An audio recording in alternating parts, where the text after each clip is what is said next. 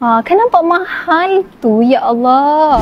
Hai, Assalamualaikum. Okey, hari ni kita dah pun sampai di salah satu masjid di Ipoh. Kita banyak guys projek kat Ipoh. Jomlah sambil kita jalan, kita cakap, okey. So kita berada di Masjid Al-Ansar Ipoh, Perak. Tengah hari sikit lah baru kita sampai. So sekejap lagi kita nak interview klien dan kita nak bawa anda lah untuk tengok hasil dekorasi sepenuhnya di Masjid Al-Ansar. Okey, jom. Kan nampak mahal tu, ya Allah. To be honest tak banyak tau. Klien kita memilih akrilik yang berwarna silver. Nak tengok akrilik tu yang mana? Okey, jom kita tengok dekat sikit. Nampak sangat futuristik. Nampak muka sendiri. Cantik kan?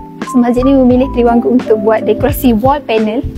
Okey, ini adalah wall panel lah daripada atas tu sampai bawah ni. Dan bahagian dalam ni adalah kita mahala ke mihrab lah. Boleh nampak tak? Bergerak pula pintu mihrab guys. Itu adalah pintu mihrab. Dia mihrab lah, tapi di sebalik mihrab ni ada pintu. Sempena dah nak Ramadan guys. Masjid Al-Ansar di Ipoh, Perak dah ready dah pun nak sambut Ramadan yang dah tak lama. Kurang sebulan je lagi ni. Nak tarawih mana dengan nak sembahyang raya. Dah cantik dah pun. So anda yang sedang menonton ni mungkin macam sempat lagi ke saya nak buat dekorasi ruang solat sama macam masjid ni? Jangan tunggu lagi dah. Pergi tekan link dekat bio. Kontak tim kami sekarang juga ataupun DM terus kami. Okey?